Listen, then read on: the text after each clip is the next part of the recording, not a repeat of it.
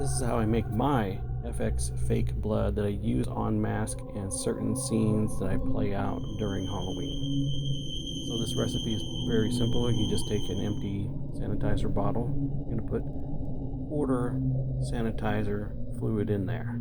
So you just gotta go ahead and squeeze some in there. So you got just about a quarter of the level in there. Then quarter of some hair gel.